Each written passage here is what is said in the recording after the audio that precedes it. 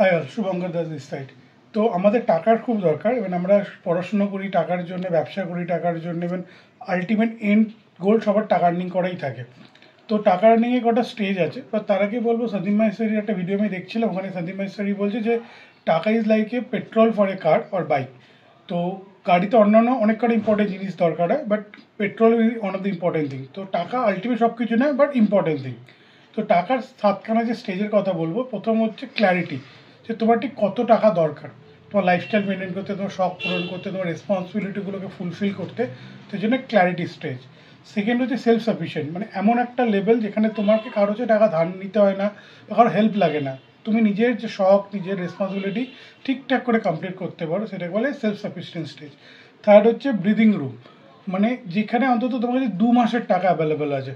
তোমার যদি আজকে টাকা আর্নিং বন্ধ হয়ে যায়, তোমার চাকরি চলে যায়, তাহলে তুমি 2 মাস সময় পাবে যেখান থেকে তুমি আবার নিজেকে ফাইট ব্যাক করতে পারবে।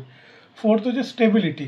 স্টেবিলিটি স্টেজে তোমার কাছে 6 মান্থ এমার্জেন্সি ফান্ড আছে। তোমার কোনো অ্যাক্সিডেন্ট হলো, তোমার কোনো জবে কোনো প্রবলেম হলো, করোনা টাইপ কিছু এলো, তোমার কাছে 6 মান্থের ফান্ড সেম লাইফস্টাইল সেম কিছু করার জন্য আছে। তারপর হচ্ছে ফ্লেক্সিবিলিটি। ফ্লেক্সিবিলিটি স্টেজ মানে যেখানে তোমার কাছে 2 বছর এমার্জেন্সি ফান্ড আছে। তোমার কোনো লম্বা অ্যাক্সিডেন্ট হলো, লম্বা কোনো প্রবলেমে তুমি পড়ে গেলে, তোমার কোনো বিশাল মানে কোনো ফ্যামিলি কোনো মেম্বারের কোনো প্রবলেম হলো, তুমি 2 বছর চাকরিতে ফোকাস করতে পারলে না, তো এটা একটা স্টেজ যেখানে 2 বছরের এমার্জেন্সি ফান্ড তোমার কাছে অ্যাভেলেবেল আছে। দিন হচ্ছে ফাইন্যান্সিয়াল ইন্ডিপেন্ডেন্ট, যেখানে তুমি অন্য সোর্স থেকে তোমার কাছে আর্নিং হওয়া শুরু হয়ে গেছে। তুমি বাড়ি বানিয়ে ভাড়া দিয়ে দিয়েছো, তোমার কাছে কমার্শিয়াল প্লেস আছে, তুমি অনেক জমি কিনে, যেখানে চাষবাস হচ্ছে, পুকুর আছে তোমার কাছে, বা অনেক টাকা তুমি ইনভেস্ট করেছো, এখানে রেগুলার তুমি পার ডে দেখছো বা পার মান্থ একটা ভালো তোমার রিটার্ন হচ্ছে। লাস্ট হচ্ছে অ্যাবান্ডান্ট, যেখানে তোমাকে পয়সা খরচ নিয়ে ভাবতে হচ্ছে না। এটা সেভেন্থ স্টেজ।